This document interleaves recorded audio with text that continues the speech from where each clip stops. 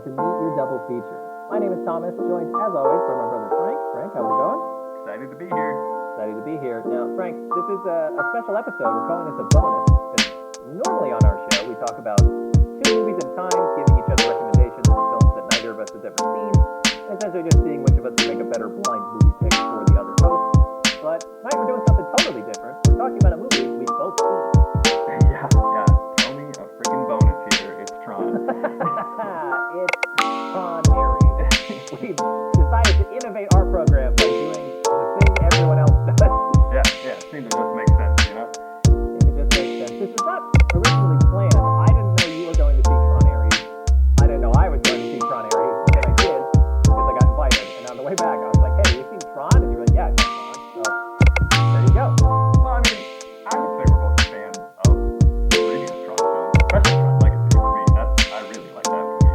Yeah, Tron Legacy is great. I think that this one, people wanted another Tron ever since that one came out, both because that one was decent, ended on a solid cliffhanger, and had awesome music. But then this one I feel like did not have good vibes on the way in, because people were like, why is Jared Leto the star? Yeah. Mostly just that, actually. Yeah. No other notes really, but also why did it take so long. But Why did it take so long? what I heard, unsubstantiated, but this is the information that I've gathered, is he was a producer on it. That is true. And I did see that. he was the one that was pushing to make the film and essentially cast himself as the lead. So that's why he's the lead. Living every little boy's dream of financing and forcing yourself to be the lead of Tron.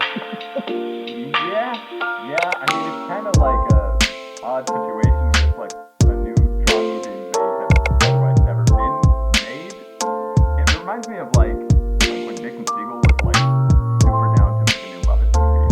Yeah. And so he was the one that got that movie off the ground and made. That seems like a similar push here. I think Jared Leto himself has been trying to get this movie made for a very long time. That's interesting. I did not know it was such a push from him, but that definitely explains it, because I feel like popular opinion about Jared Leto is down, both because of, but also he. Yeah, for sure. He is, and like, there's other recognizable actors. Actually, sorry, can we say, is that libel? Can we say Jared Leto?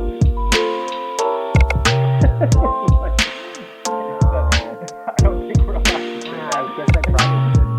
That's a good catch. Good catch, legal. Yeah. Jared Leto may or may not.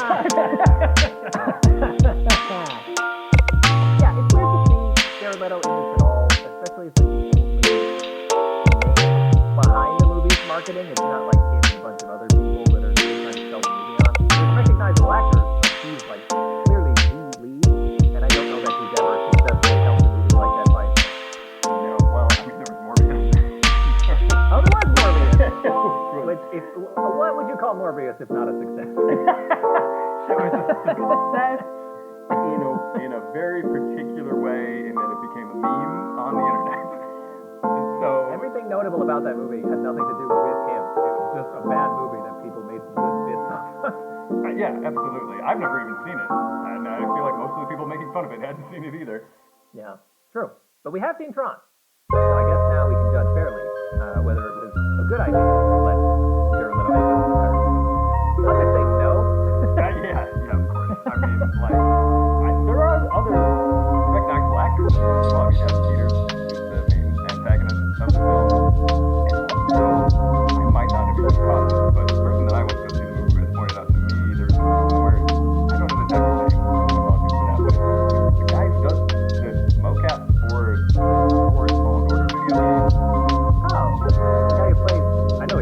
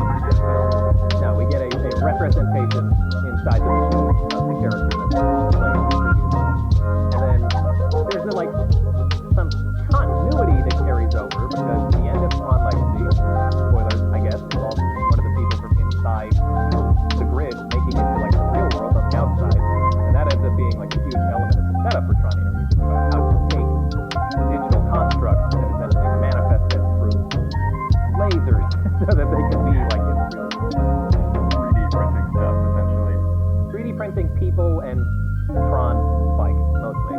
Yeah, which I guess, like that ticking clock element in the film that, like, at least for the first half or majority of the film, for some of the characters, where they could only be in the real world for an X amount of time. Right. That's like your MacGuffin throughout the story, is that technology is emerging both for the company, forgetting companies, so tough to say that, but essentially the good and the bad guy organizations from all the Tron movies are both trying to figure out a way to make these 3D printed beings permanent and not something that will disintegrate after like 30 years. So they're both chasing down this mathematical equation that will allow us to do that, and that is a lot of the driving conflict resolution. Yeah. It sounds unfortunately similar to the plot element in Tron's Legacy, where they're trying to get a little wild with it.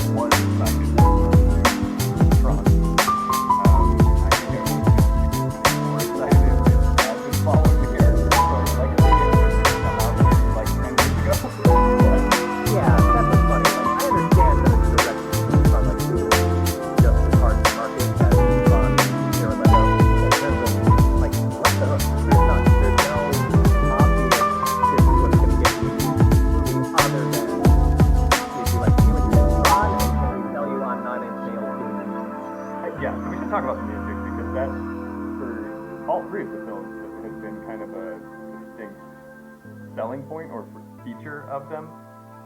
I think that, like, the score of Tron Legacy is amazing. The Daft Punk music in that movie is like one of the best film soundtracks out there, I think. And so I feel like they knew when they were making this one that they needed that element to the film, and Daft Punk is not up together anymore. One of them blew up, if you'll recall. Blew up? What do you mean? The Daft Punk always were like a costume band in the sense that they had the robot outfit where when they announced that they were splitting up, they released a music video where one of the robots walks away from the other and explodes, and the other one keeps going. I don't know if we lost Silver Robot or Gold Robot, but one of them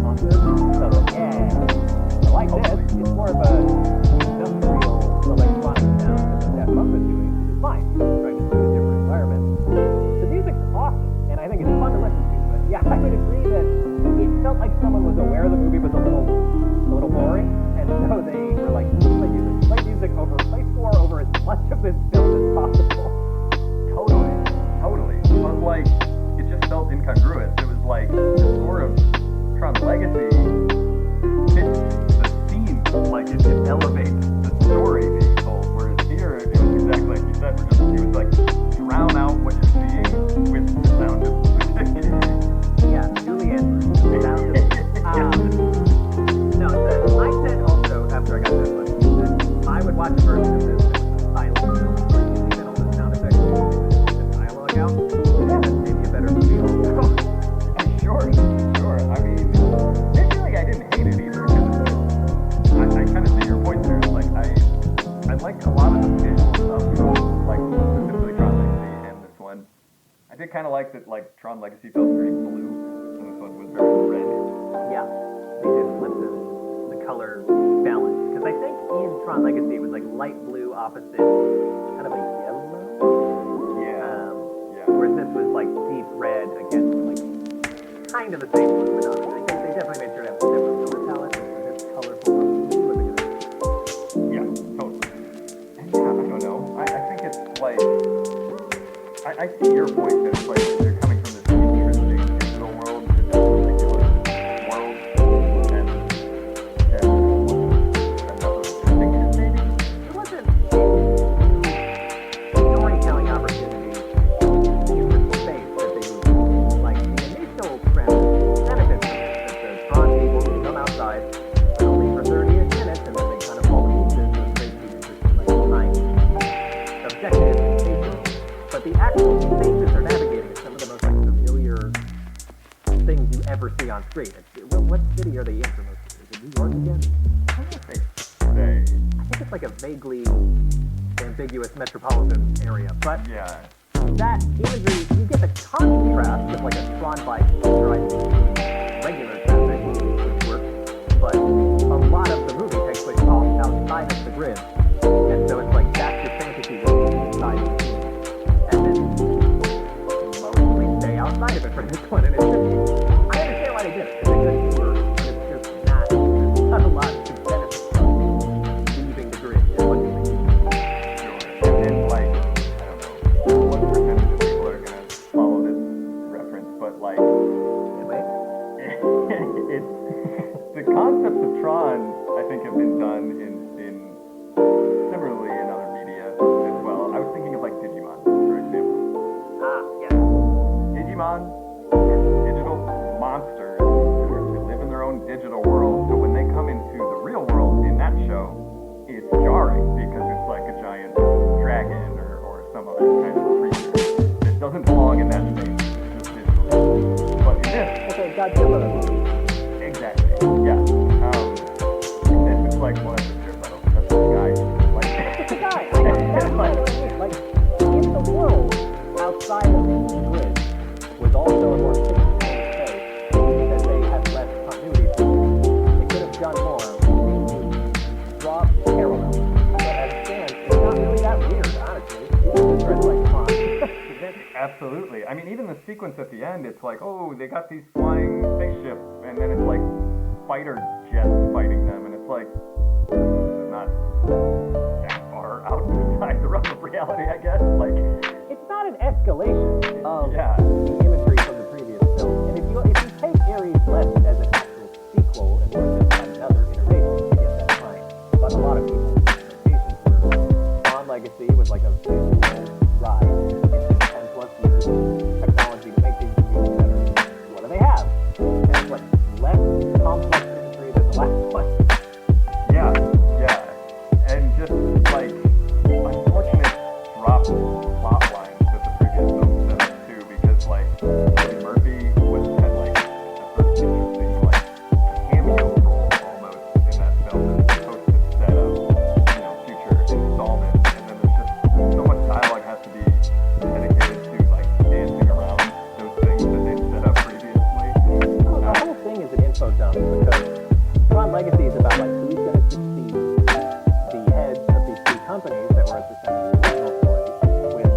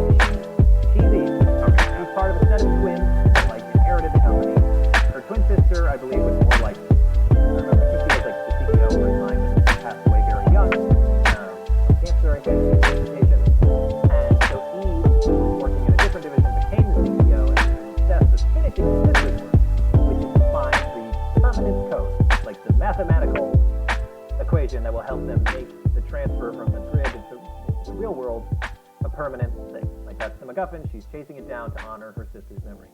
Beyond that, Eve has no characteristics of any kind. You cannot describe this person and their role in the movie without the same things they did in the story. She's not brave. She's not scared. She's not funny. She's not anything. Not funny. It's not funny, okay? Like, you know what I mean? I don't think I've ever seen a character in a modern film like this. Like, I've seen a lot of these movies that are made for a global audience. You have characters that can appeal to any crowd. You can have people that feature more heavily. Maybe, like, you'll have a diverse cast that emphasize certain characters to appeal to their home country market or something. She just feels like she's there for no reason. Nothing to say or do the whole time. So this is like, you watch no discernible characters to speak of. Oh yeah, no, 100%. And I feel like that's a problem. Kind of all of these Tron movies. Like, I like them. I like one of them. Like, and like, I think conceptually there's interesting ideas in there, but you need the freedom with these films, I think, to get weird with it, to take it down more interesting, like, sci-fi elements with the story. And like, this film is the result of trying to take something that's kind of weird and almost niche and then ram it into this like mainstream appeal. And it just doesn't, like, it winds up appealing to no one because it's not that inherently interesting. You're not really expounding on those concepts that make it interesting. You know what I mean? You can't just be like, it's an action movie with a guy with a disc, like, whatever. We got Captain America over here and all of his buddies, like, You have to be able to connect to the character archetypes. I understand wanting it to be broad so that you can more easily translate it. Like, this movie is built for like a worldwide audience. There's a lot of ADR dialogue spliced in and a lot of opportunities that they created to dub over dialogue so that everybody knows what's happening, no matter what language you're watching. But some of these dialogues in the English version, which is what it was filmed in, is so flat. Some of her lines in the movie include things like, "What's that?" and "Who are you?" And I know that those are normal things everybody says, but like, that's it. That's all the tone of all of her dialogue is this basic Dora the Explorer conversation. Like, where do you think it is? What's that over there? well, and it's tough too when she's opposite Jared Leto, who's playing this perfectly like wooden robotic character.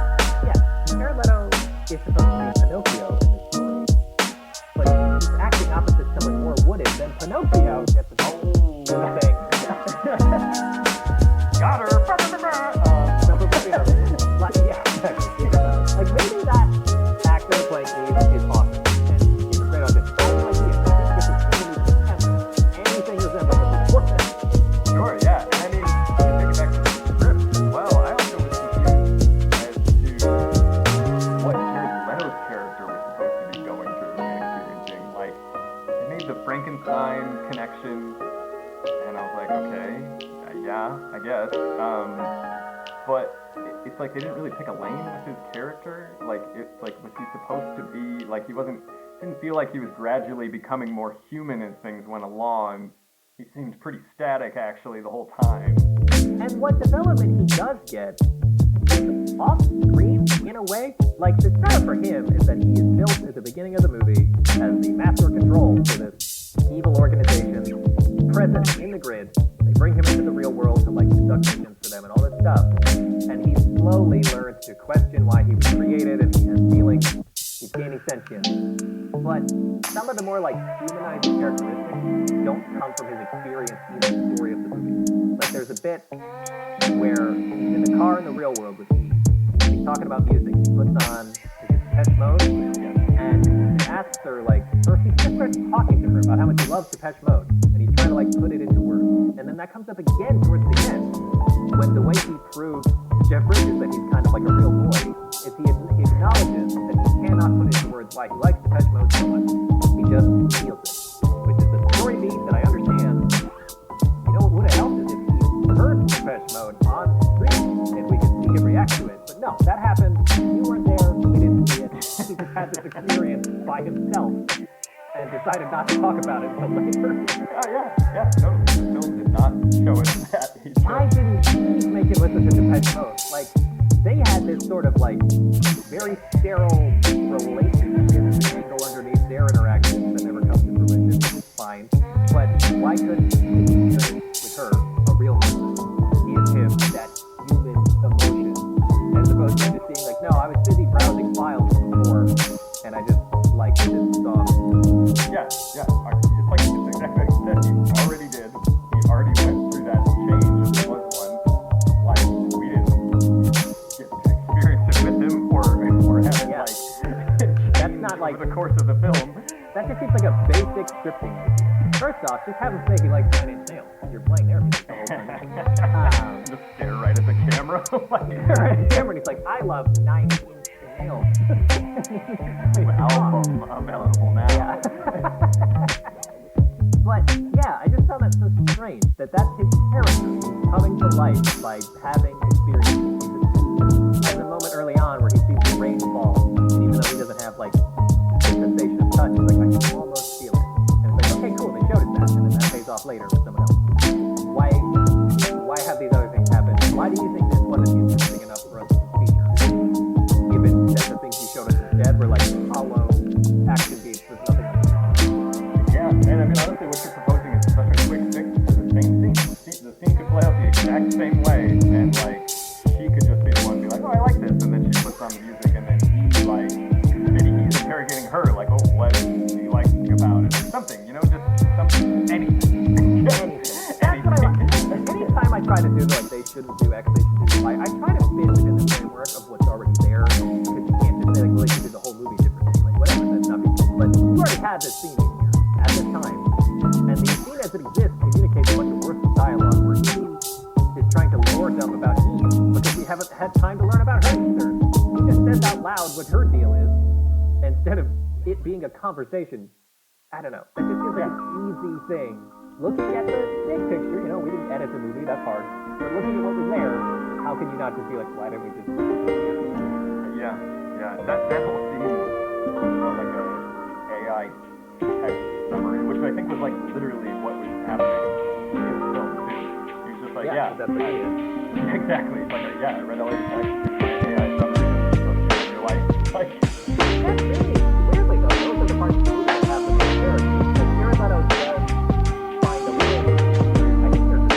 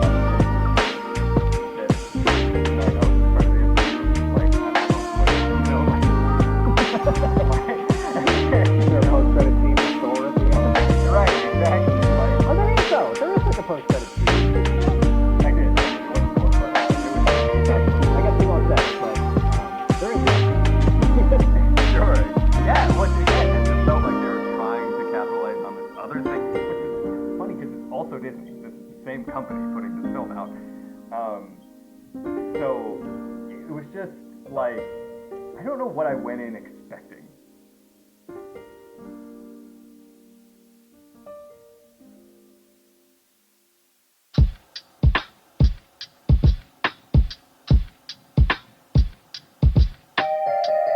Frank, I think you're kicking us off today with the first review. I asked you to watch, I don't remember the year, but the film is called Shootfighter, Fight to the Death. Yeah, it's 1993. Early 90s. If you caught the end of a previous episode, you'll know that I selected this entirely based on the cast and premise because it features a number of actors from the original Karate Kid movies, specifically like the Cobra Kai guys, Johnny Lawrence and Sensei Kreese. Presumably this was like stunt casting. They took both of them and cast them in a different martial arts movie several years later. And I can only imagine it's 12 out of 10, 11 out of 10. How did you do? Well, listen, I have to tell you about my experience watching Shootfighter. Okay. It's a preamble to this. I did what I always do, right? Go to Google just to see what the movie is streaming, right? You know, like when I watch this movie, I type it in, and the only thing that showed up was Sling TV, which is one of those like free with ads services, you know. So yeah, Sling TV, remember that. That'll be important later. Later right now because I watched it.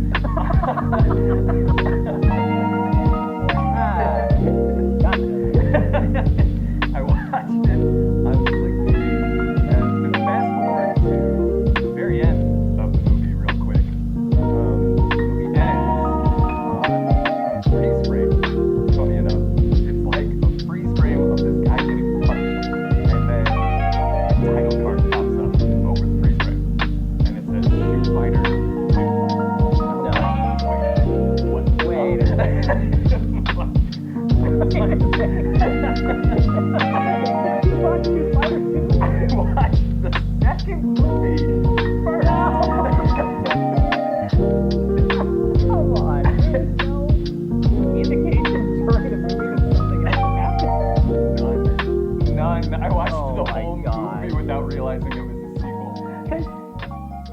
Were the two actors still in it? Well, Zapka's still in it. Okay, Johnny Lawrence is in it. Yeah, exactly. But I got literally. I watched the whole movie. This is supposed to be in this movie. But but it literally like the story gave no indication. There's like There was one no title card. not at the There's beginning. no And here's, early movie title card. Okay. and here's the thing. Here's the thing. I blame Sling TV for this because this is the difference. I tested this afterwards because I did this on my computer. I was watching it on my computer. Like I said, just typed it into Google, clicked the link to Sling TV, and then like I paused the movie a couple times, like I was grabbing a drink or like grabbing something, and like on the video, like above the progress bar, it said the title, and it said Shootfighter Fight to the Death, which is the first movie. So So we had a legit like UI problem here. yes, that is like when I was sitting there watching it, it was telling me what did I the first movie, and then it wasn't until the very end for that. My first thought was like, oh, I really thought there was going to be a sequel already, and then I was like, oh no, this was the sequel. Can you imagine just sitting through his whole review being like, I can't believe they thought there was going to be a Shootfighter 2. yeah, and I'm serious. Like, there's one line in that second movie where they're like, oh, that business back in Mexico or whatever. And I was like, I thought that was just like to allude to the character's like past, Yeah, world building. Yeah, exactly. No, that was the first movie that they were talking about. But that's the only indication that this was a sequel to anything. So, are we now reviewing Shootfighter 2? Did you watch the first one? Well, I'm a professional, so I went back and I watched. This is why. Oh, man. This is why I asked to push a recording date to today instead of yesterday, because I had to go back and watch the first Shootfighter. Oh, that was yesterday. Oh. Yes. Yes. I was like, I got a whole other freaking movie to watch here. You told me that's so cool. You were just like, hey, boss. Can we wait like 12 hours? Yeah, I didn't want to tell you. I had to reveal it in this manner. You just watched double Shootfighter. Yeah, so you're getting a double feature on my end, because I got to talk about both of them. Honestly, in a really weird way, that kind of applies to the movie you asked me to watch. I didn't watch two films, but I'll get into that when I talk about Fallen Angel. There's always some connection. So, yeah, very loose, and I will pull on that thread. Okay, yeah. So, okay, how should we review this then? Do we need to review Fighter 2 first? Well, I was gonna ask you. I mean, I don't know. I feel like we could do them in, like, honestly, the main one I want to talk about is the first one, because the second one kind of sucks. Okay. But Why don't we do the original Shootfighter yesterday, and then just like a brief touch-in on things in Shootfighter 2. Because at that point, I'll know the character, you know? yeah, I'll know their story, how they behave, that business in Mexico. Mexico, man. That is the first movie. You remember in Avengers, like the first several Avengers movies, they had like Hawkeye, like saying like, oh, that business in Budapest, remember? And it was supposed to be like a bit. Yep. I feel like that's how they did it. That's what I thought. That's why I didn't even it didn't even register that might have been events we were supposed to be familiar with, because they have no bearing on the second movie at all. It's just like basically a throwaway line in that second one. So yeah, that sounds funny. I can't get over this. The coalescence of factors that you had to use the resource to actually just autoplay the wrong movie with the title of the other one.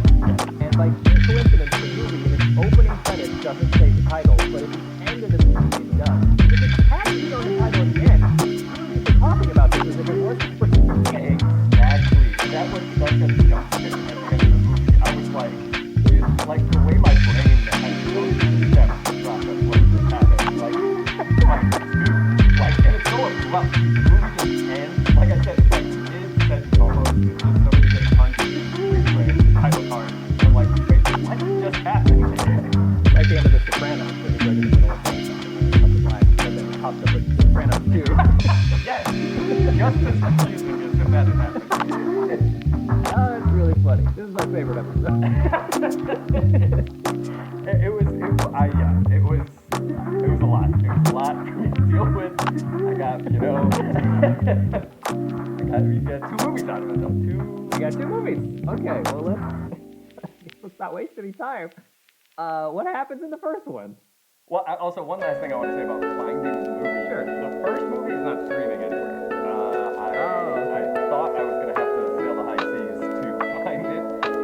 But apparently some person showed up, whoever did this, with like a pretty decent, like 720p version of the movie. So that's where I saw it. That happens. I've seen many good movies randomly Yeah, and I feel like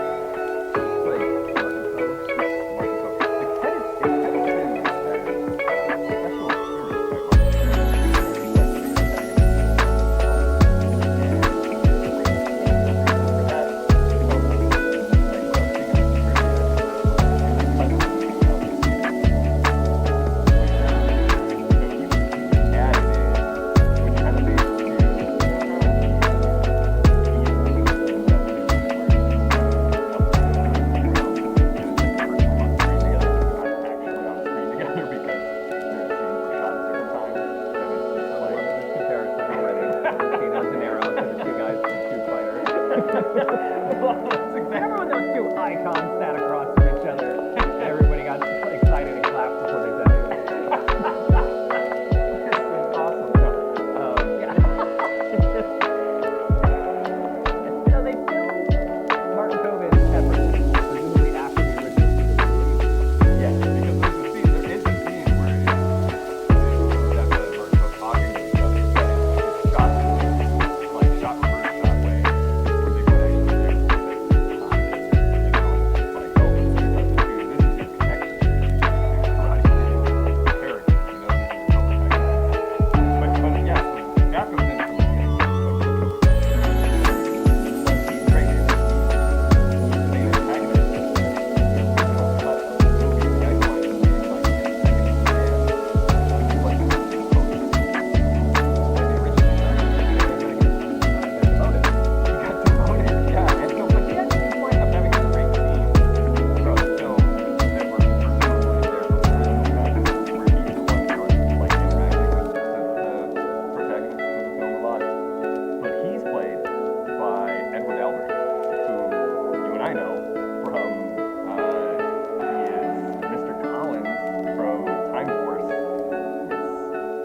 Wes's dad. The Red Ranger's dad from Time Force. Man, see, that's the other thing. We get a Power Rangers reference in every episode. Oh, and it gets better from there, actually. So this film there's 3 credited writers. The top billed writer is Judd Lynn, who No way. Judd Lynn, dude. And not only that, this was his first writing credit and his only writing credit outside of Power Rangers. That's awesome. Okay, I feel like we need to contextualize that. So yeah, Judd Lynn was a lead writer for the Power Rangers series in the 90s when it was like still kind of a big deal. I don't know if he was writing on it from the time that Mighty Morphin Power Rangers first started, but he definitely carried through it all the way until like 2001, where he wrote Time Force, which is the one you and I like to call end of the film. Yeah, I was going to say, that qualifiers not necessary.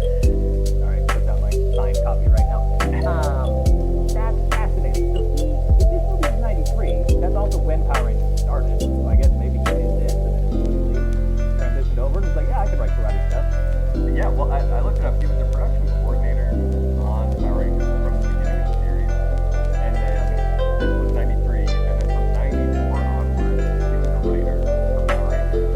And he left the series after a certain point, even after Time Force. I want to say it was around the time that Power Rangers became a Disney property, sometime like the early 2000s. Yeah, so he's recently come back right now. Now he's writing. Oh, okay. Anyway, this is a huge pop for me. Yeah, from him and Edward Albert. There's a lot coming together. You know, Young,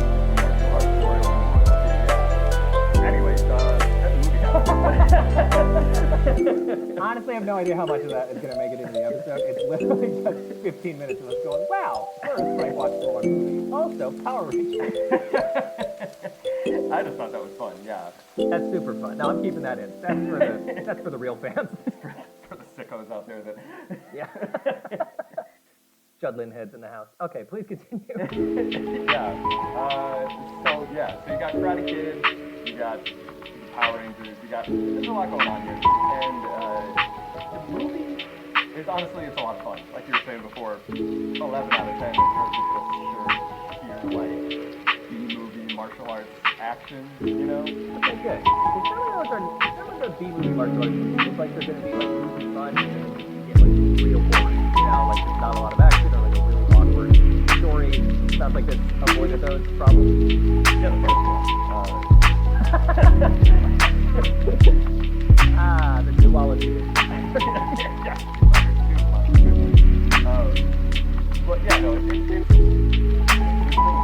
like, I mean, even at one point, like, I kind of want to write, like, a similar type of, like, martial arts film. But I think this one was kind of around the time when, like, UFC was taking off. And so, it's like, you see it pop up in a lot of media around this time where it's, like, kind of mysterious.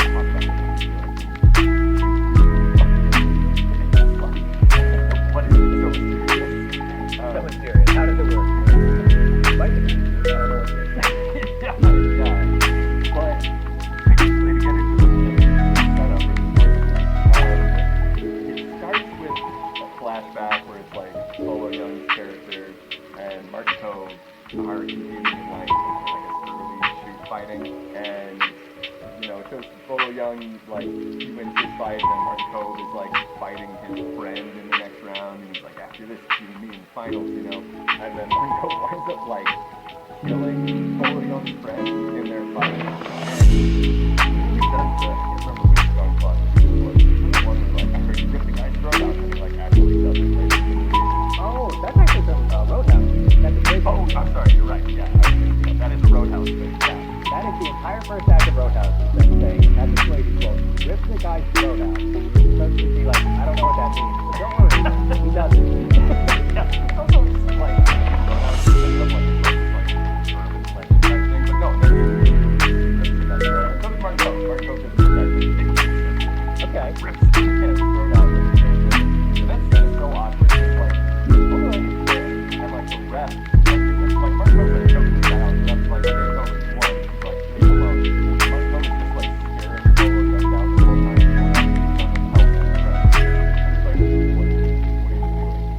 Respect the rules. Yeah, I guess so. Not supposed to be in there. But the match is over. Like, the ref is trying to pull Martin Kove off, but Bolo Young's just like, nah, you got this.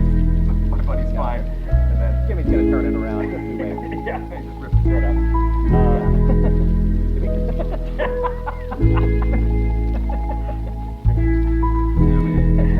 Jimmy, put that throw back in, Jimmy. We need you out there.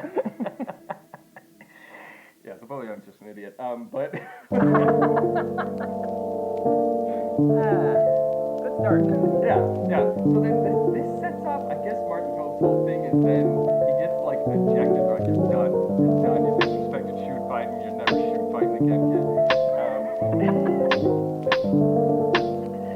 Everything about this is so funny. It is.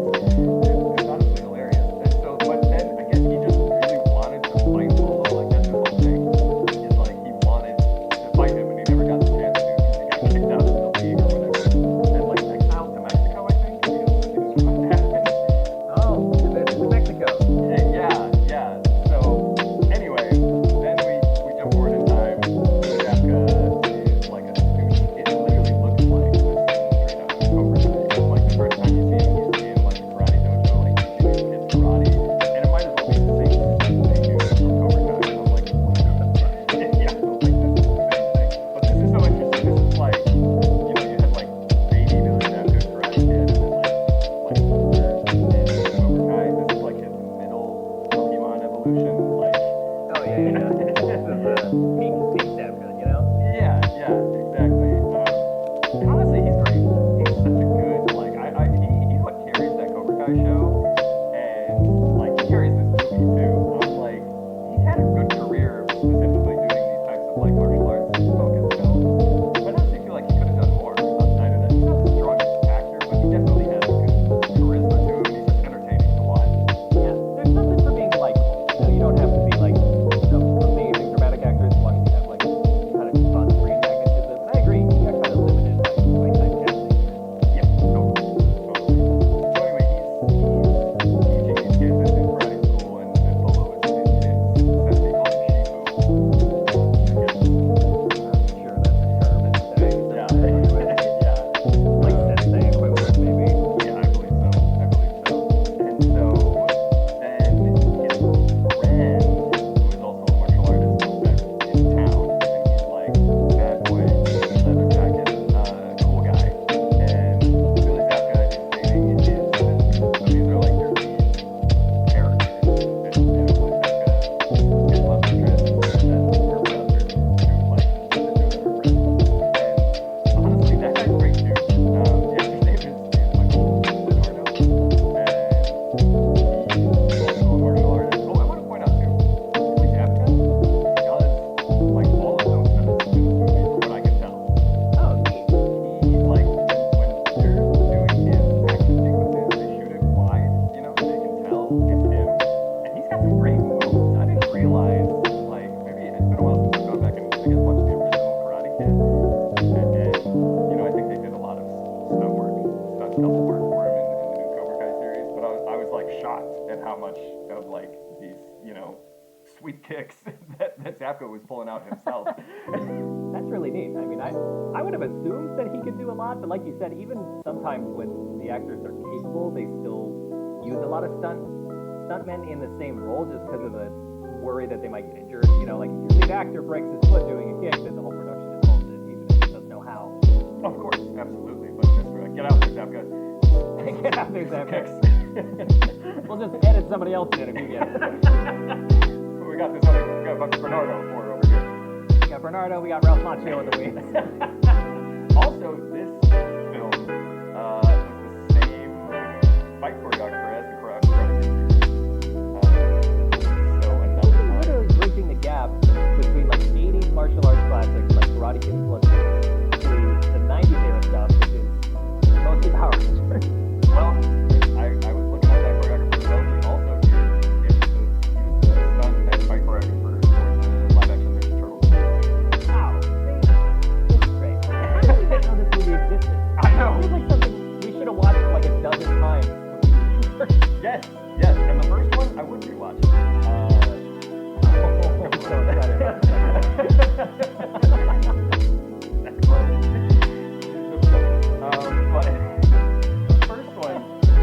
First one's fun, and I like I said, I was saying the other characters too. Michael Bernardo, he is not a strong actor by any means, but he again goes out there and does some sweet kicks. Sweet kicks.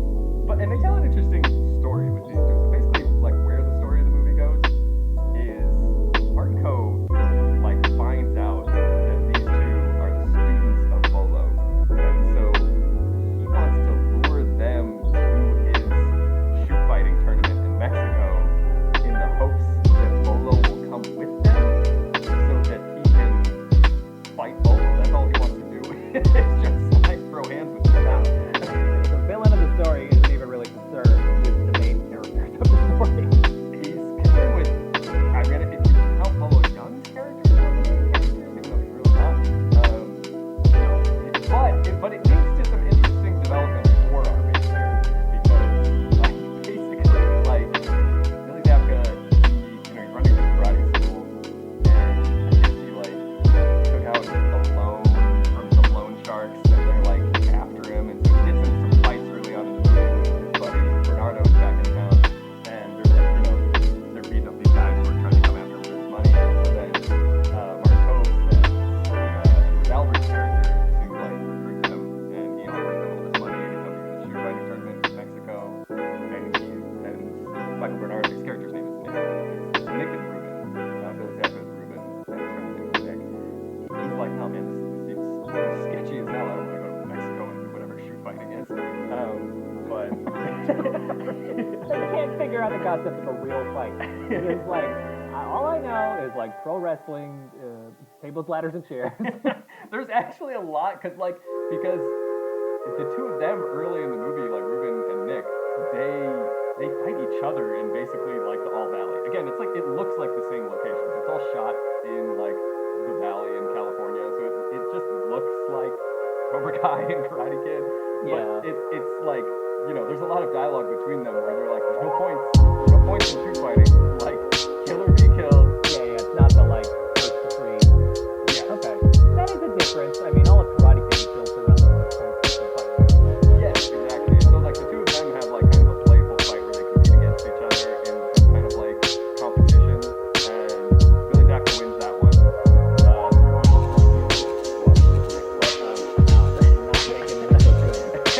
But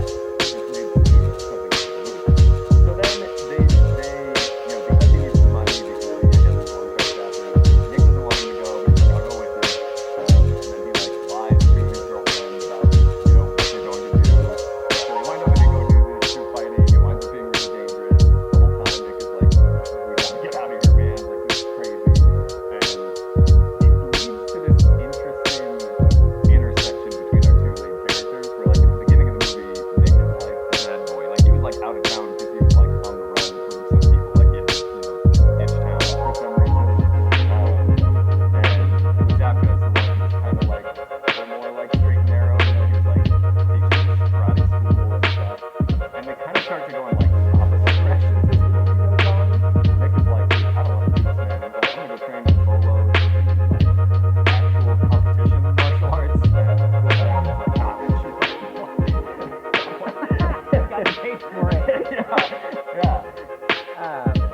He's an addict.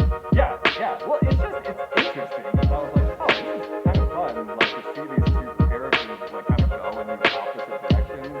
And there's even like a montage, near the end of the film where it's like Bolo Young is like training the other guy, and they're doing the kind of like that classic Karate Kid type montage training.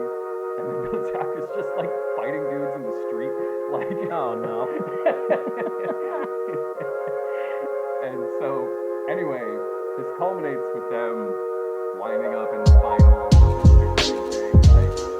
and it's this fun sequence where it's like, really definitely he's like competing in it, where it's like, Fred Nick didn't want to, so he like stayed behind, but then he goes later to try and basically save Billy Zapka, because the fight in the final dude is like fighting to the death, he's like gonna die out there, and the whole thing is just funny.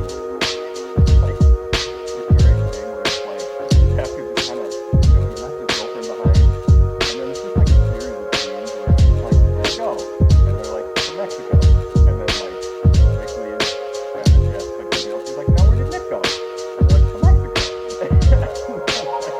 And then yeah, and then Bolo is the last one, and he leaves, and then she's back with somebody else. She's like, now where did Bolo go? And they're like, to Mexico. And she's like, damn it. And then she's out of the movie. Out of the movie. Yeah, there's no resolution of her character. Like, you think it's gonna lead to like Billy Zapka kind of having this sit down and patching things up with her, but past a certain point in the movie, you do not see her again, and she's That's kind of in line with the Karate Kid tradition too. For some reason, Russo in those movies never has like a real resolution with his love interest, and then they just tell you in the next movie that she disappeared at some point. yeah, she's not in the next movie either, which is funny because Nick is in the next movie, and like that's his sister, but she's not mentioned at all in the second movie. Did you have a sister? What? Well, no, Mexico. That's great. Shoot fighting. Yeah. So anyway, it leads to a fun ending sequence where like Billy Jack is like fighting in the finals of the shoot fighting tournament, and like Nick is like backstage like fighting these other guys trying to like break in and like save him, and he winds up backstage fighting the champ of the shoot fighting arena, who's kind of in this like background character hanging out with the bad guys. Yeah, I'm like, backstage fight with the champ right here between Nick. Now we are doing pro wrestling again. Yeah, exactly. So, but the conclusion of the movie leads to like Nick gets captured, and Martin Cove like makes a deal with him. He's like, you go out there into the cage, you fight one of my fighters, and if you win, you and Ruben really Zapka can go free. And then he makes them fight each other. So it's like two friends fighting, like shoot fighting, and Nick wins this time. So this is like, because they kind of got very easily by Ruben reading the numbers down to now dark path. The shoot fighting dark side. So Nick wins, but then the end of the movie, Bolo finally shows up, and then Martin Cove's like, forget everything. I gotta fight this guy. And so then like those two wind up fighting in the cage, and then Bolo wins, and then it's like hard credits. The movie is over. There is no resolution for our lead characters at all. They just sit on the sidelines at the end of the movie. Yeah. I feel like this thing of like just end on a high beat and don't spend money filming anything after it. Well, it's also like talking about like the Karate Kid.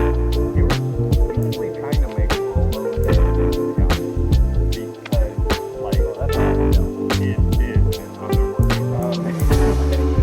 Because like hard cut after he beats Mark Cove, and then it's like over the credits are over this like footage of him like practicing his karate on the beach or whatever, and it's like way independent character throughout the movie. Like he almost never talks, but I think it's more of like a language barrier thing than anything else.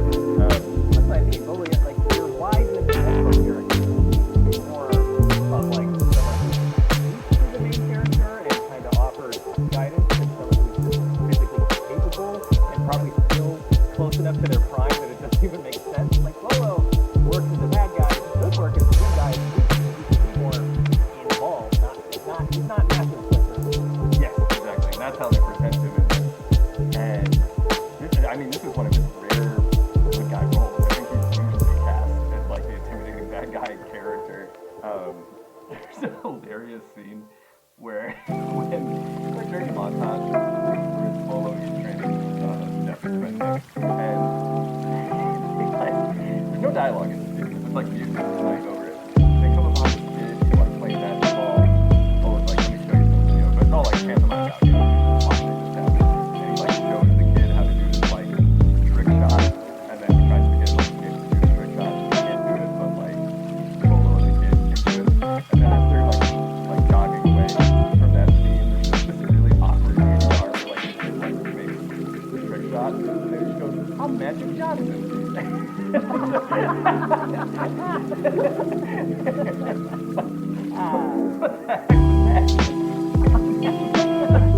know, they paid that off at the end. And the guy had like punched him in the heart. Oh, that does happen. What?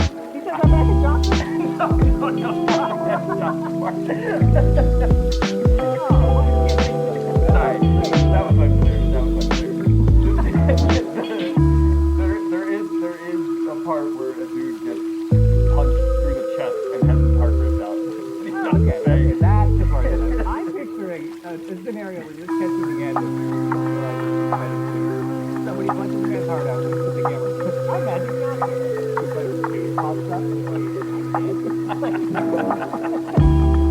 what's happening? Yeah, very close to that already.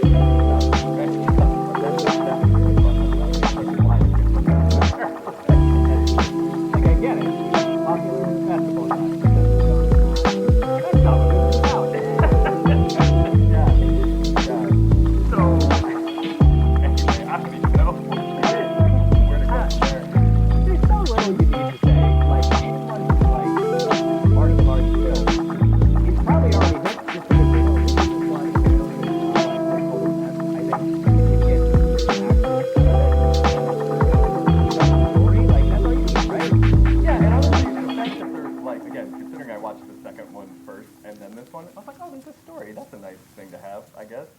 That is part of a movie, now that I think about it.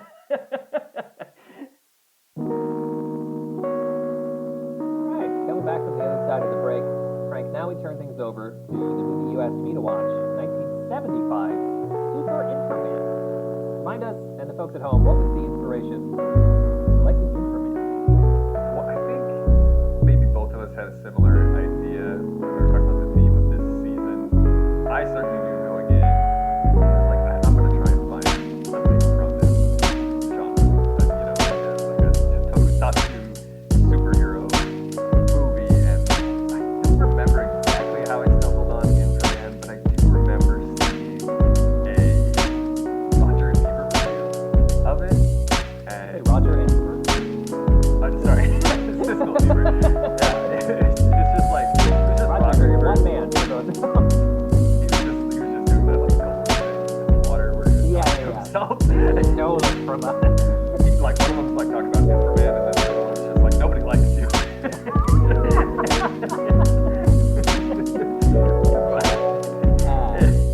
The review was funny to me because, you know, he's just like, this is crazy, it's so wacky, there's never been anything like this before. And then, you know, Siskel, I might have this, but I think Siskel, you know, he just loves it, we're always so nasty to each other, and he's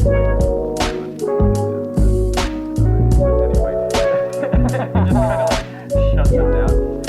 But it's funny because neither of them, like, even in that retort where he's like, oh, all the thing, it's like, well, there's also a ton of other things too. Like, this isn't a whole thing in Japan that they had, this was like their first time experiencing it. That is interesting. I did find actually a different point of reference about Roger Ebert's thoughts on Inframan after I was done watching the movie, because I guess it was one of the only like recorded instances where he like revised his score for a film later, and apparently like 20 years after he first reviewed it, he bumped it up to half a star.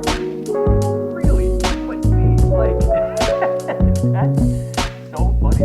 That's why I think that this episode is a good idea. And like I said, why I wanted to come in with one of these, because I feel like it's something where like people are only familiar with like really that's a show for kids, and that's a show I saw when I was a kid and just stopped watching.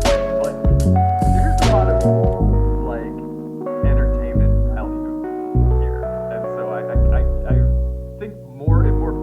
fun, I think more people would appreciate it for what it is.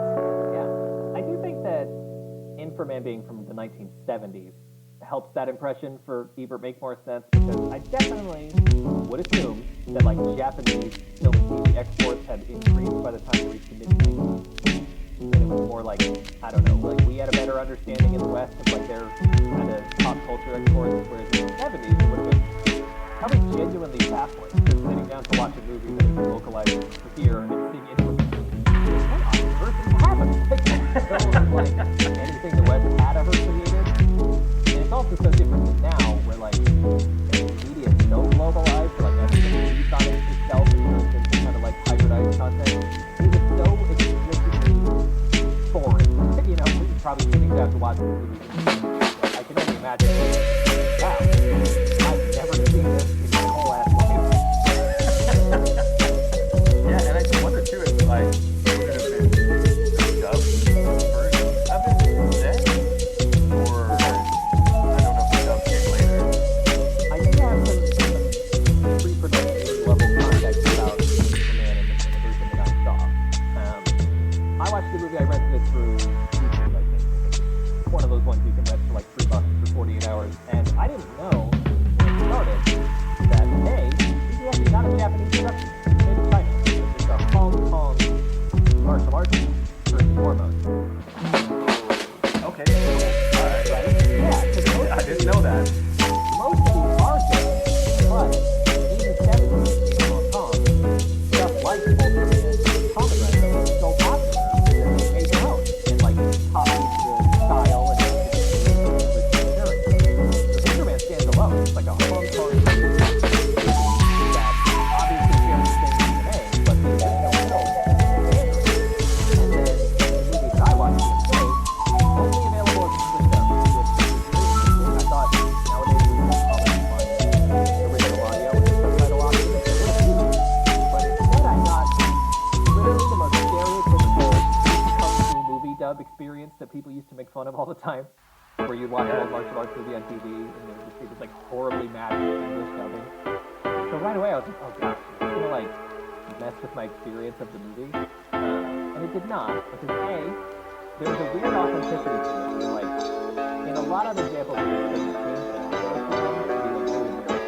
This Chinese guy named like Derek, you know, like something that's very weird. But for Inframan, the characters also have a kind of episode element. I was impressed by it. I was like, whoa, like, right. That's the direct terrible world. So the dub,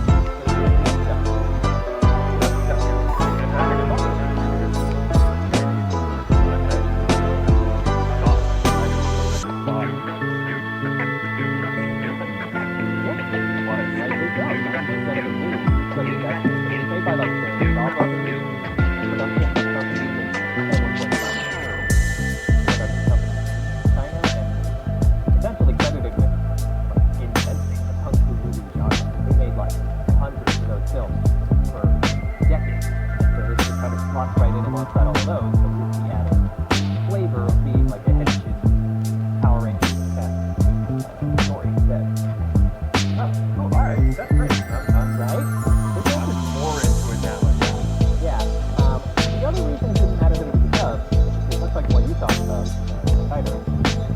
Very little dialogue and virtually no nothing happens. Like outside of the context of why there's action on screen, the setup is bare minimum. In the beginning, you're seeing a school bus full of kids.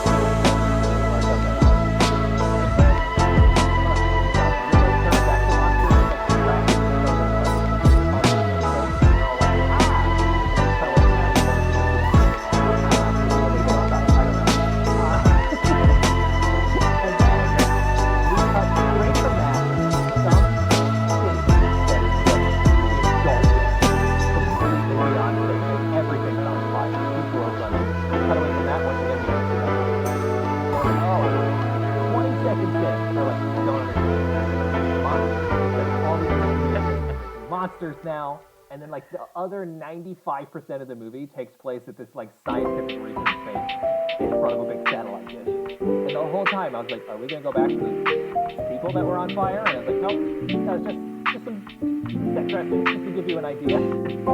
Somebody like surrounded by fire, like, man, I wish there was an Inframan around here. Yeah, no, Help us Inframan's out. not helping anybody. Inframan does not save anybody. He just fights people. So, like, the story becomes so narrow that, much like the one I was talking about, it doesn't get transactions big people. He has so many resources. Because once you get that bizarre introduction concept that monsters have appeared on Earth, the only two sets we ever really get are the scientific research base that is just a cartoonish, enormous room, almost like the glowing lights and buttons, and the super villain base, which is really cool, sort of like He-Man, Masters of the Universe looking set with like dull, faint doorways and like a glowing, like bubbling river that's all pink. It's super cartoonish. And those are kind of like our two enemy sets. We're just watching the villains try to attack the base, and occasionally the good guys try to attack their base. And that's it. So the villains are new here? They just showed up and started causing havoc?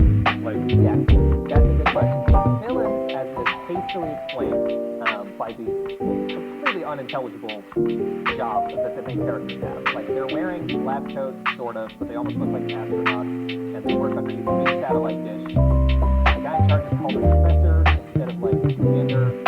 Essentially, they're just, like, science kung fu fighting force.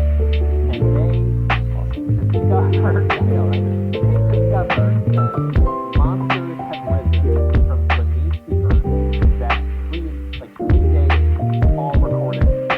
Like, they quickly surmise that these things are buried underground and like before the ice age have disappeared for some reason and are here to like enslave people. cool.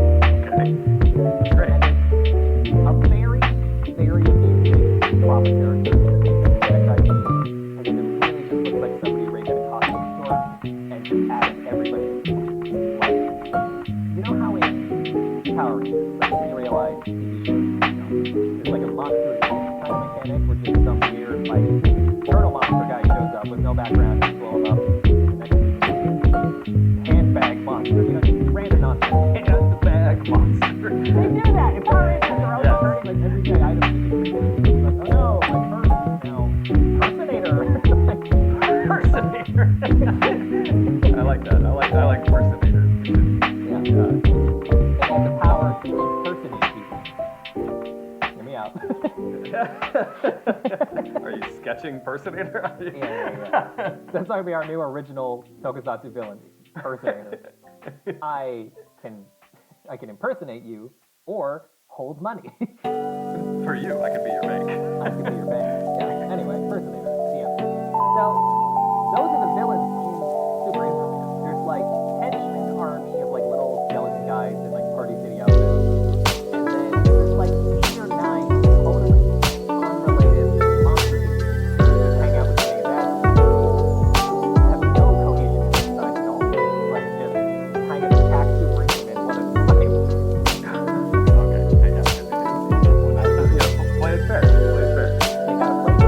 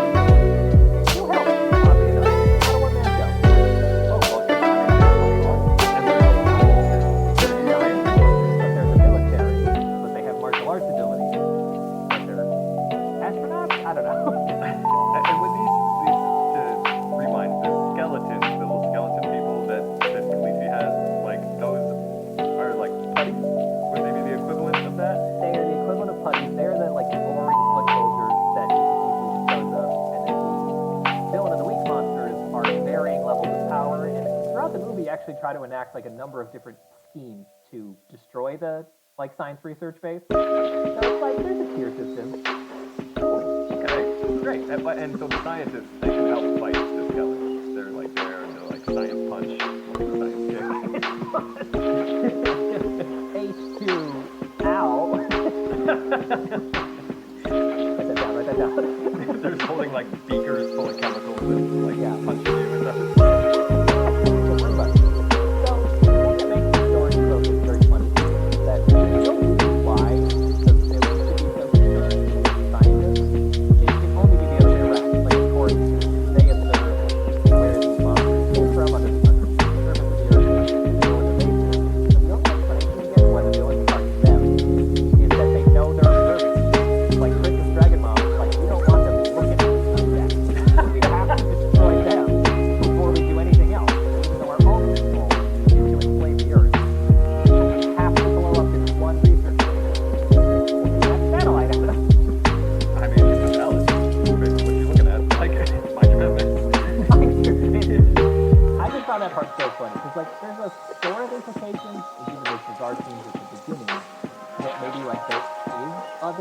Happening all around the world and we're just not seeing it.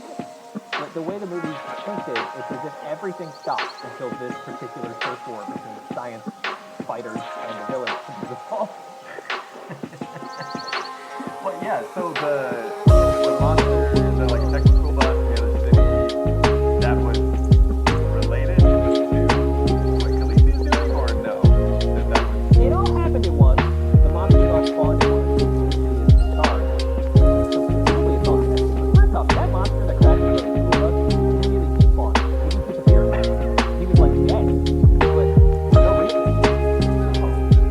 Maybe the monsters fight each other sometimes? He got dropped off the battle bus and then he got sniped. He had sniped in the battle bus and hit the ground.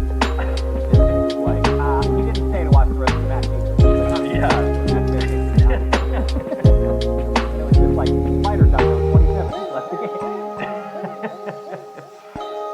So that's, I think, an important piece of context. This is technically a global catastrophe that will end life as we know it, but really it feels like a gang war between Team Science and Team Monster that only encompasses like 1 square mile of the Earth.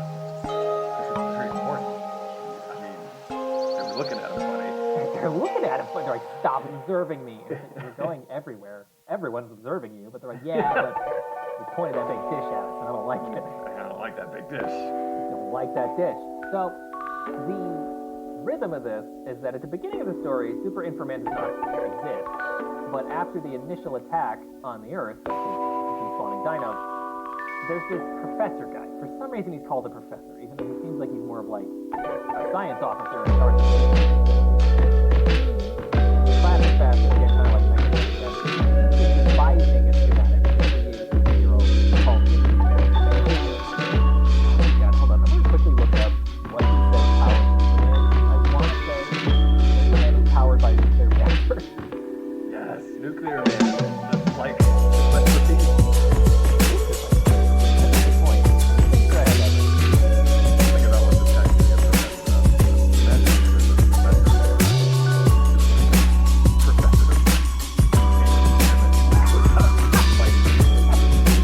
Yeah. Like, wow, he's so smart. But he's real good. Hey, now I'm dumber than he is, so I guess he is smarter than me. Now that's a good gimmick. He takes IQ points off every time he lands a hit, and you're like, quick, cover up. Cover up? Oh, I forgot how. Okay, so I was correct that Inframan is powered by roboparts, adrenaline, specified adrenaline, and surfing, a nuclear reactor. Oh, so it's also like the cat. It's like they touch it up, some kind of I don't remember what he said, atomic bomb. Yeah. I just found that really funny that the series starts into the nuclear reactor, parentheses, regular adrenaline. They also use stock guns like way up. Alright, you're getting a high gun, and also a nuke. So high. That's crazy.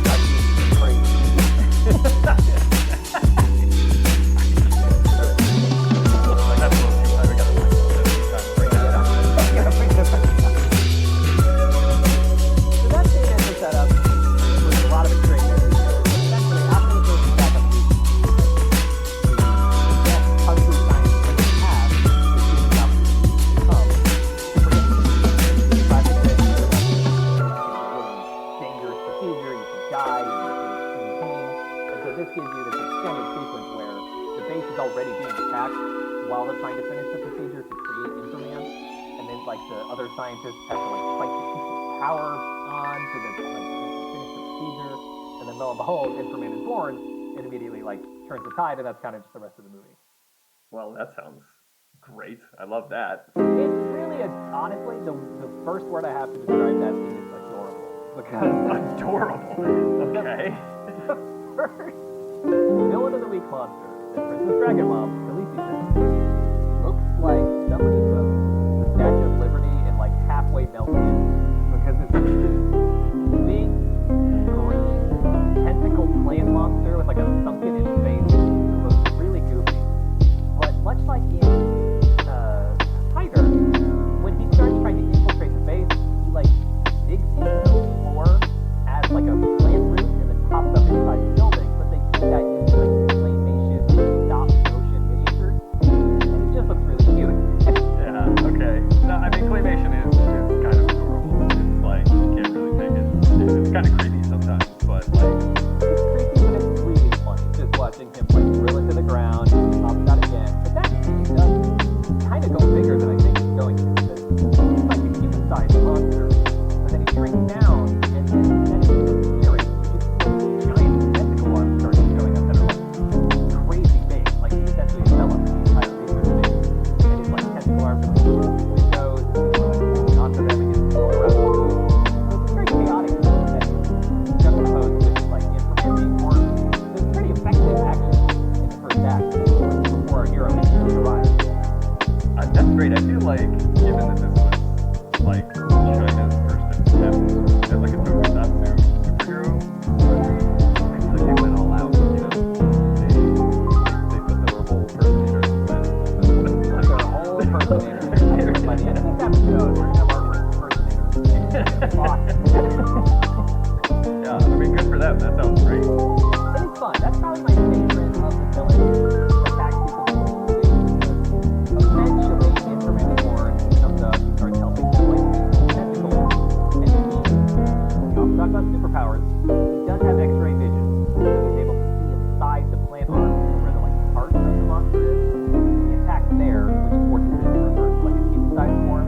And then they can just have like a classic kind of 1v1 martial arts fight. Oh, nice. Well, it's because his T is so high. That's how he see through. Costume is so high you can see through walls. Wait, and why did they pick him again? Was it because he was the smartest scientist or the best at karate? Best at karate. These guys don't do any science. Okay, don't let them tell you otherwise. There's no reason. They just have fun. They got a bunch of glowing buttons that clearly don't do anything. The bad guys also have a console full of buttons that don't do anything. Sweet LEDs. Just there to look The vibe. But to answer your question, yes, the main guy, I believe the character's name is Lema, played by actor Kim, just goes in because they're the protagonists and they're the best, and they're gonna take on the main very much like a heroic moment where he's like, I don't care if this procedure kills me, I want to save the world. Or at least this one square block we're fighting over.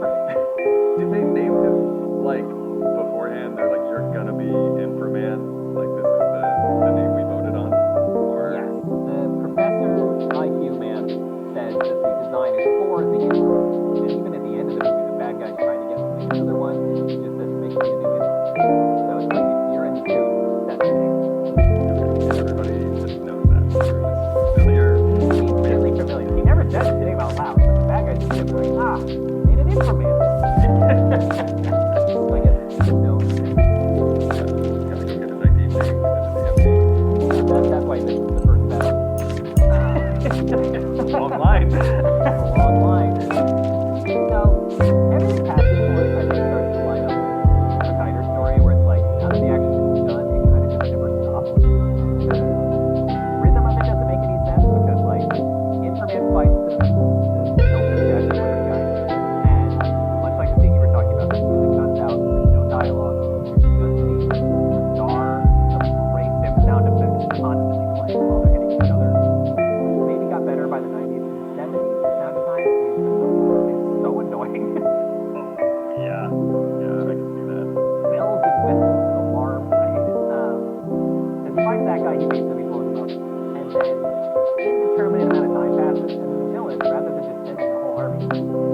like one other person. It's like, now you go try to break down the research case.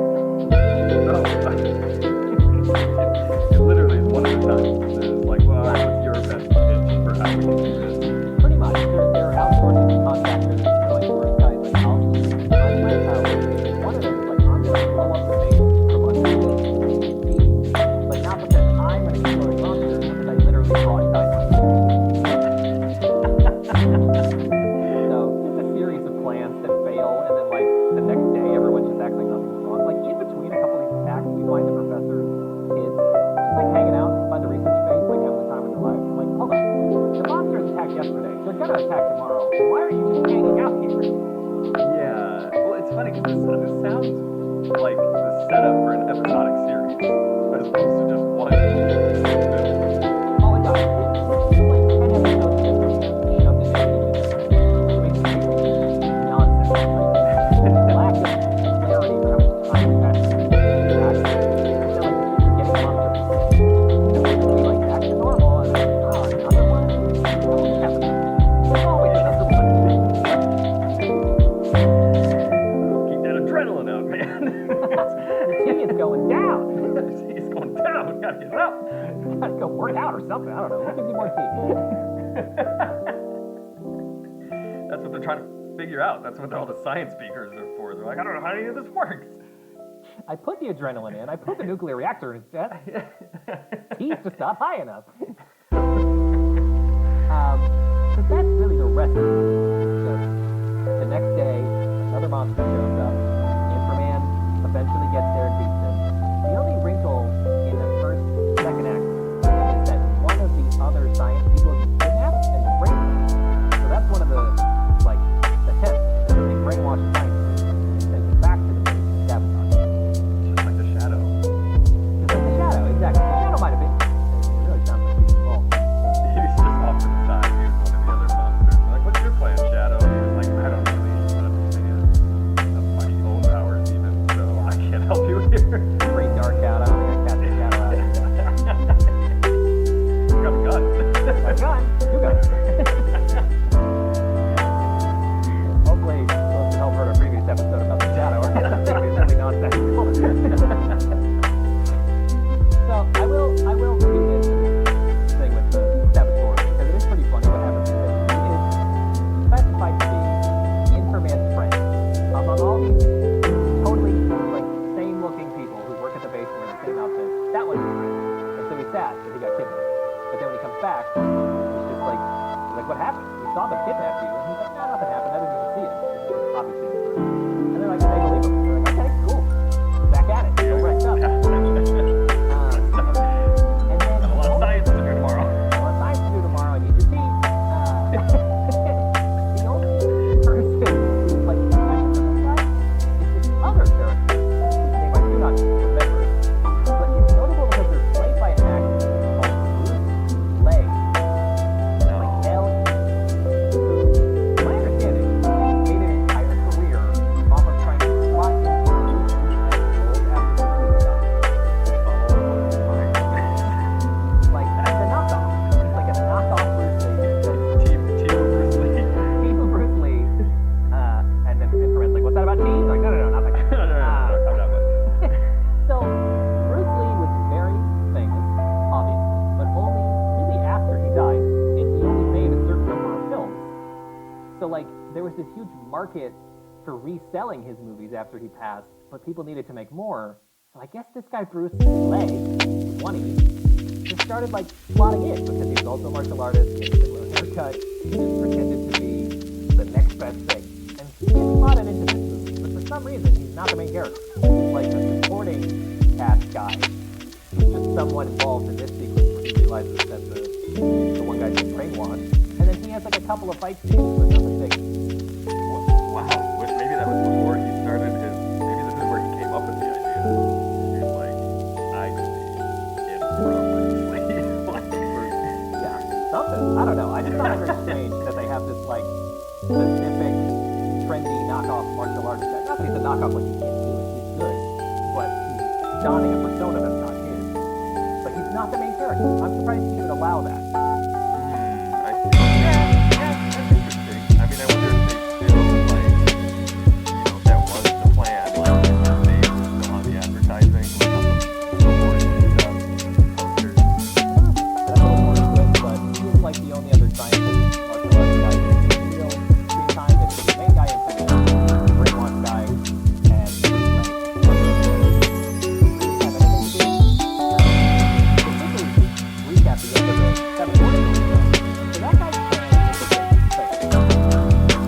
over his leg, he runs away, another fight scene with one of the other villains who, I don't know what their first name is, but like, appearance wise. Do you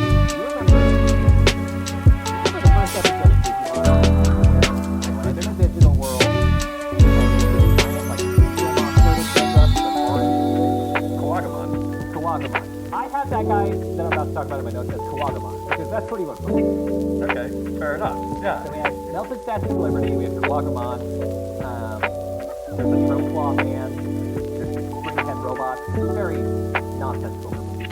But that sort of thing like fails ultimately. That guy just ends up having to hang out with the villains for the rest of the movie without even having no brainwash.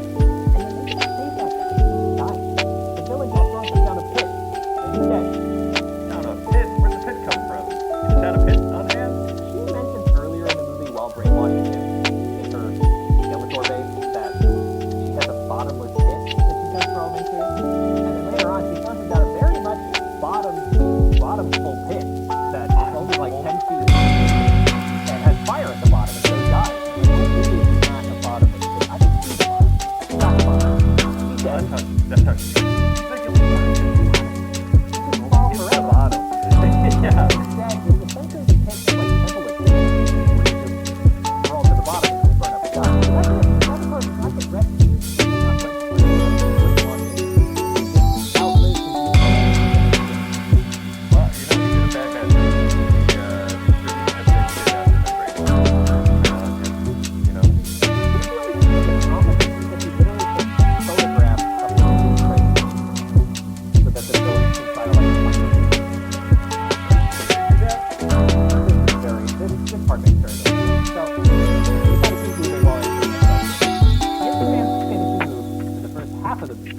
Is a wrist laser thing where like he's mostly doing martial arts, like pretty intense kung fu, but he'll sort of like cross his arms and fire a little laser out of his right wrist that tends to be pretty effective. He blows up multiple monsters with it. And then the bad guy finds out that the way it's said in the dub, he's powered by the sun, which is not true. We just said he's powered by a nuclear reactor and a bunch of testosterone. We have two back-to-back Lofi tonight. Later on in the show, I'm going to be talking about games Frank has seen a lot, so let me fast color. But first up, Frank is Frozen Zone 2. I recommended you to watch 1982. This, you can't tell from those two titles, is part of our ongoing Forgotten Superheroes. I would say these two, bit of a stretch. It's a stretch. Like, not really, in the sense that they clearly are superheroes. We'll get into that, but they don't seem like it on paper as much as a lot of the other stuff we talked about. I think it's good. I feel like that was the sort of goal I guess we had in mind for this superhero movie, find stuff that's different, because superhero films become very sanitized and same. So Very yeah. I remember, I think the reason I asked you to watch it more was recommending other movies and how you watch them. Think fresh, like, Swamp Thing, all I can go into is that it's directed by Wes Craven, horror film director, but that it predates a lot of work like that. How good Swamp Thing? Yes, Swamp Thing's fun. To stop on Wes Craven for a second, from what I read, this movie almost bankrupted him. Oh, okay. Yeah, he said the only good thing to come out of making this movie was that he came up with the idea for Nightmare on Elm Street while it was in. He was like, this movie was a nightmare. And he looked up and there was a street sign. That's it. Or no, That's there's a the tree. That would make more sense. No, it's just Yeah, the yeah, street. They're literally on Elm Street. They're in a swamp, but it's somehow Elm Street. So we almost got Nightmare on Swamp. Okay, Yeah. well that's good to know. That's an interesting Right, yeah. But that makes sense. It's very stylistic.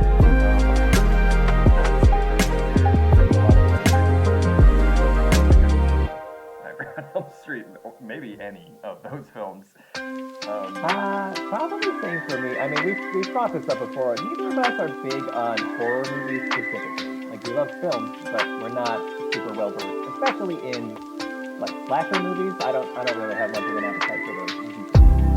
I'm coming around on movies in general because I feel like it has been a blind spot. So I'm trying to like expose myself to more of this. I got really into like the Scream franchise recently.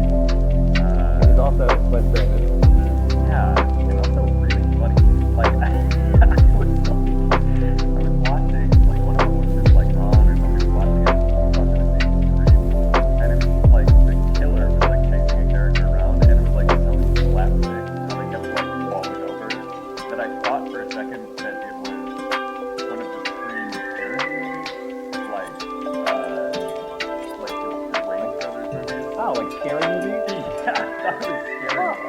And I was like, oh no, this is actually Scream. Right, but that's kind of what Scream's legacy is that it maintains the like horror elements while really satirizing the entire genre up to that point. Scream even has like an in-universe film franchise called Stab that is also the Scream movie. So it's very like goofy and with very much an evolution on what at that point had been a long career of standard horror movies from Wes Craven. So yeah, I guess you have seen some of the stuff. That's true. I guess I haven't seen like his like except for Swamp Thing. I saw Swamp Thing. Swamp Thing, which is what we're talking about. Can't tell. You don't want to talk about Scream? See, he was filming Nightmare on Elm Street. Like, I'm so mad, it makes me wanna. That's how he got his You want a Swamp Thing to return to Swamp That's funny. There is a Swamp Thing sequel, I think. I don't think he made it, but it's called just Swamp Thing 2 Return of the Swamp Thing. I don't want it. No, it literally is called Return to Swamp Thing. I don't think there's a Swamp so Thing 2. funny. Yeah. Oh, that's what I liked about it. I wanted there to be Swamp Thing 2 Return of the Swamp Thing, just because I would dub it that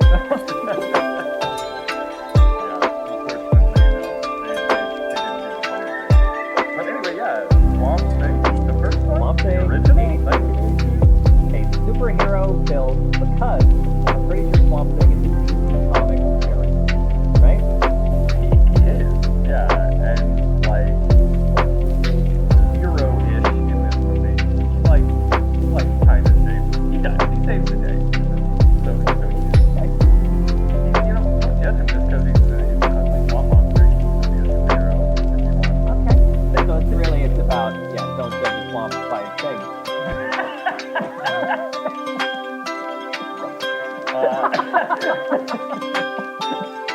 Wait, okay, so if he's... What is the threat in the story? Or is it the POV from Swamp Thing, or is it that there's some other thing going on and he's helping? Give me the beat. Yeah, okay, I will. So, this movie, it's fun actually. I like the setup, and I like the setting. It is in a swamp. The whole movie is in a swamp. As you would expect. It's like a cool, they did film on location, I believe it was in South Carolina.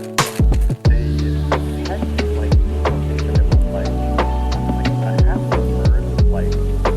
church and part of the town that they say in the movie that it's a storm came through and it basically flooded the place. And so it's this kind of cool background memory in the first act of the movie. The story is that there are scientists working in this swamp are working on this sci-fi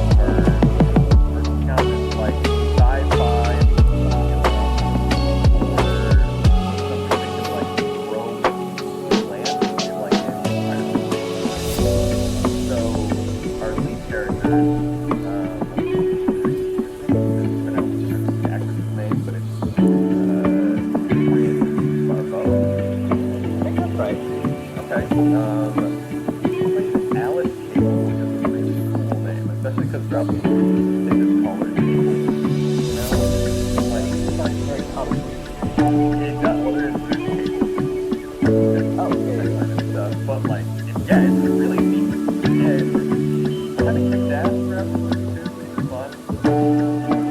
It does kind of speculate the episode as a bit, but like does a lot of her own acting. And like that's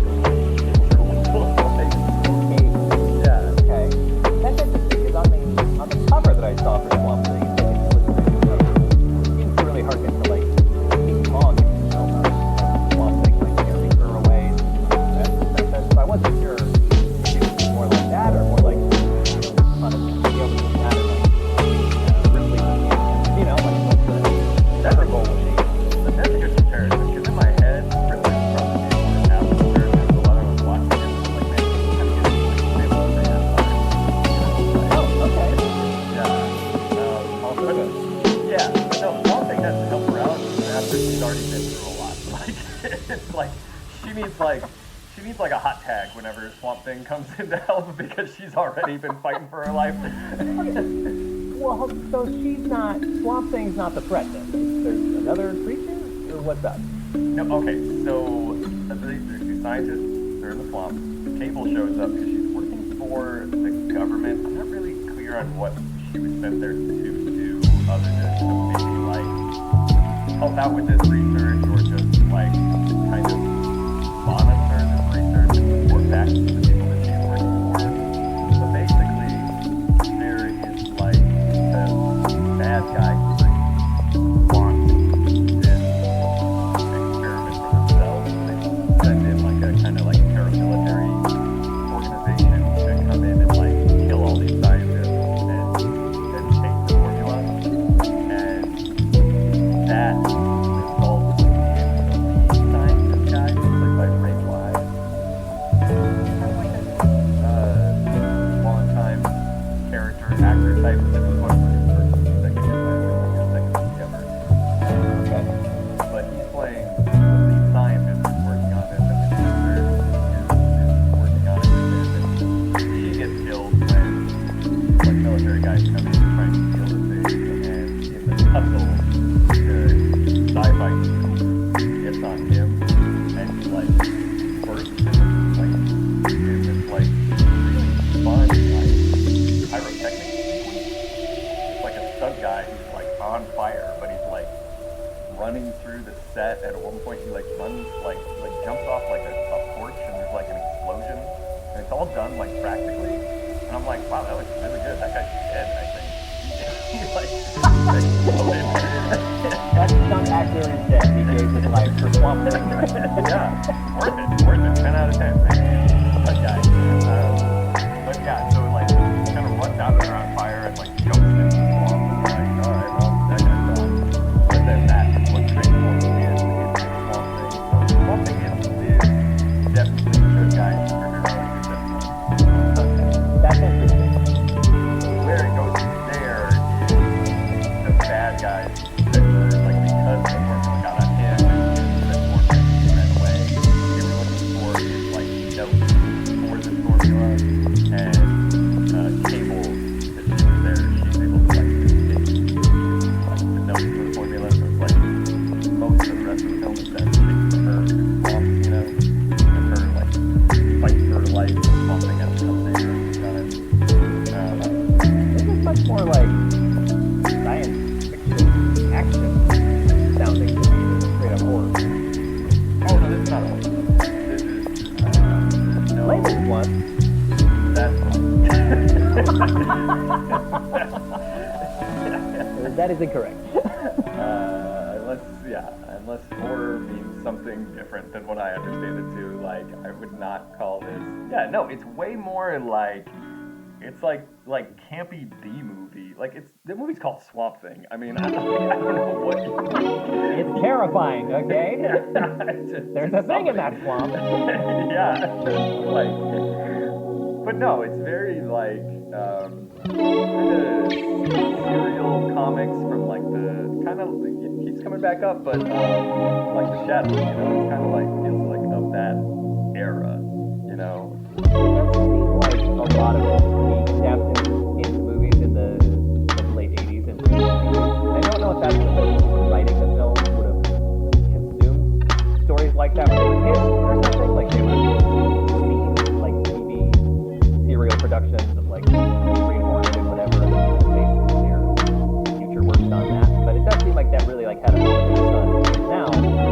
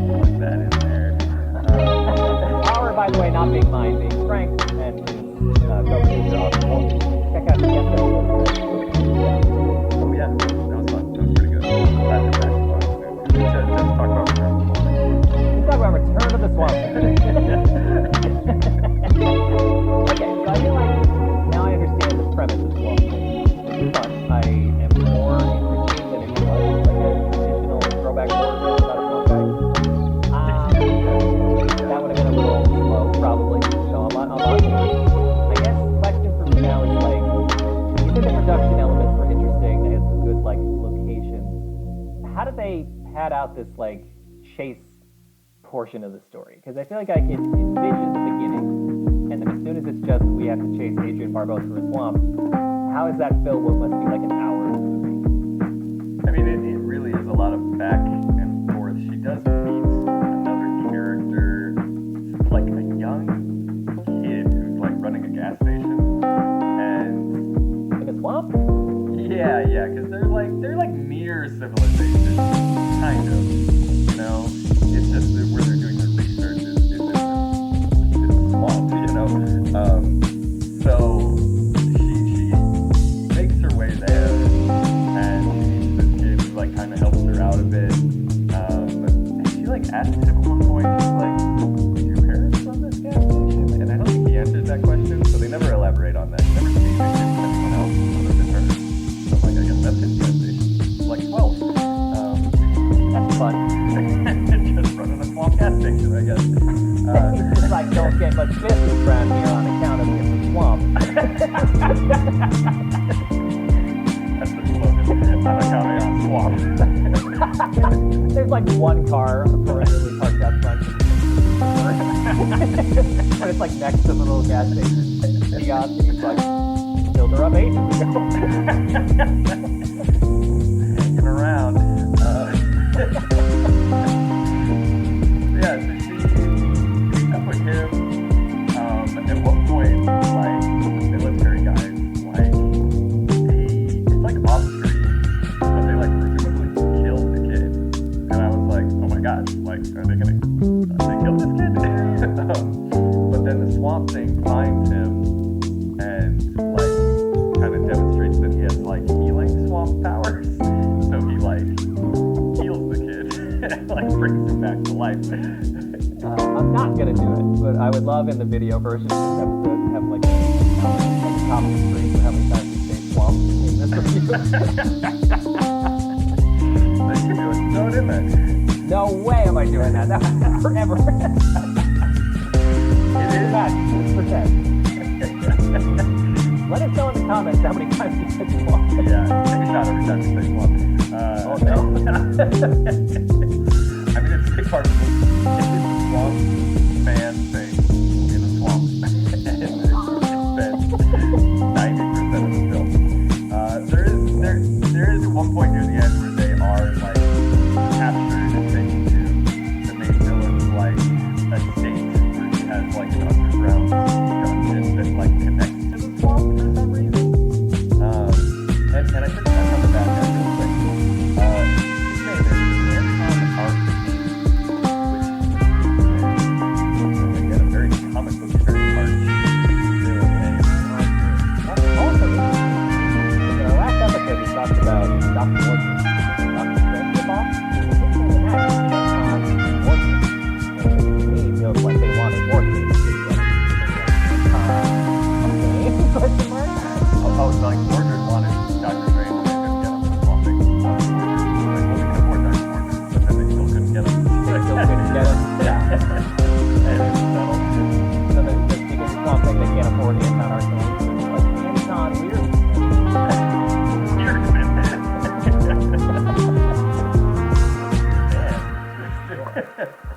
Why is his estate connected to a swamp? That's bad for the land value. I did look into the sequel a little bit, The Return of the Swamp Thing, to the Swampening. Swamp thing. Swamp Thing, yeah.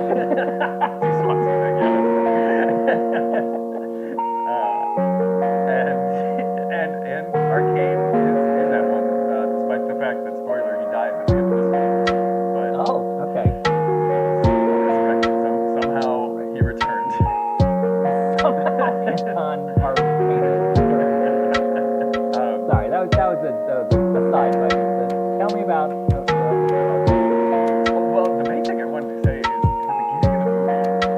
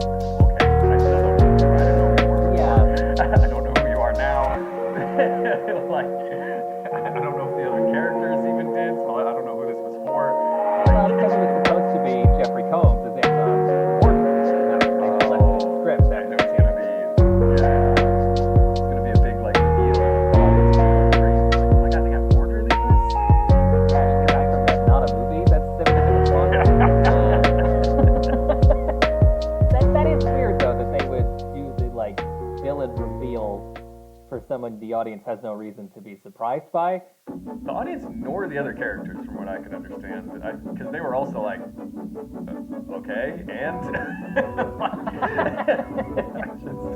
It's like a comedy beat. Yeah, it kind of is. But like, it's also like it was a really well done effect. I'm like, the way that they did it, like there was like a hidden cut in there, but it looked like it was all one static shock. Static shock. That's another superhero. Static shock. Yeah. Of him pulling his, his face off. It honestly looked just as good, if not better, than it does in like the modern Mission Impossible movies. So I'm like, okay, that's fun. Thanks, Arcane. Yeah, that does make sense. I mean, horror directors, horror production movies often make like complicated creatures, makeup, and effects. So I'm guessing that a huge part of the allure of this movie overall is just like the atmosphere, given who's behind it. Because the story sounds very simple and a little stupid. Yes, exactly. But the atmosphere is fun. Yep. The atmosphere is like cool. Wes Craven like definitely has like the stylistic choices in there. There's a lot of like interesting like scene transitions that are very Star Wars-esque, where there's like green whites and like interesting like fades, but it also has like something I guess stuff that's influenced by that like I guess it would be like 40s era B-movie film, I like the old sci-fi.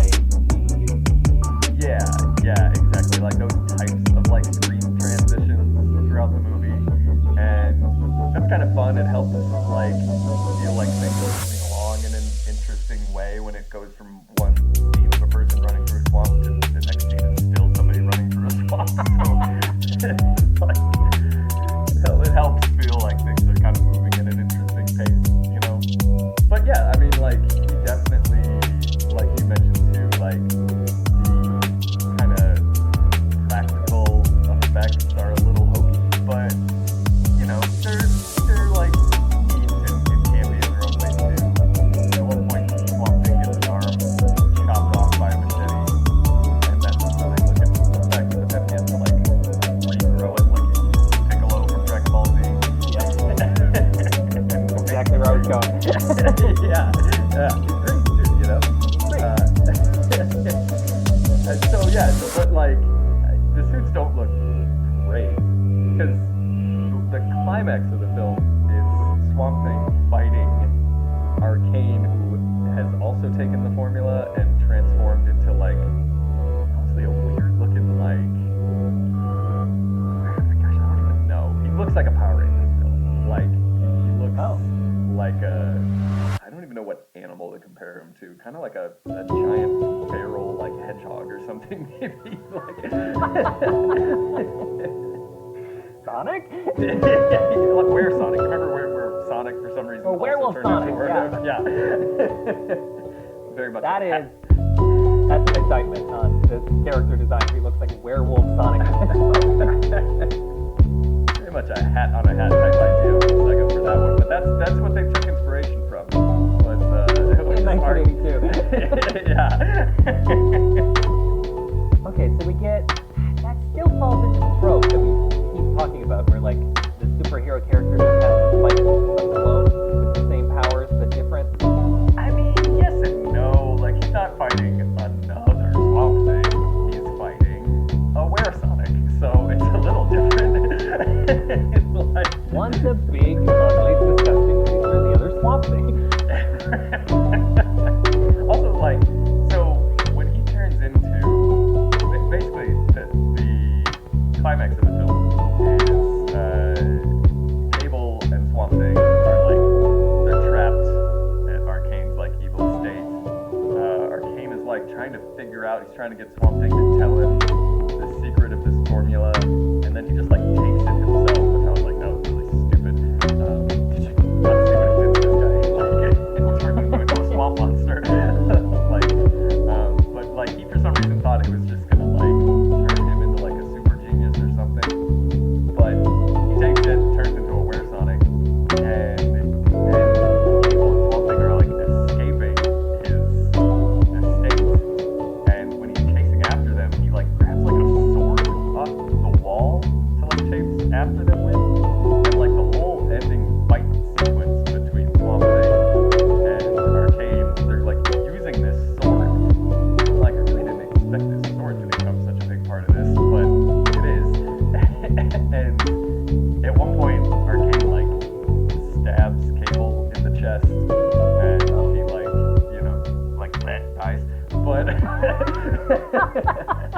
Thanks for elaborating. I was confused.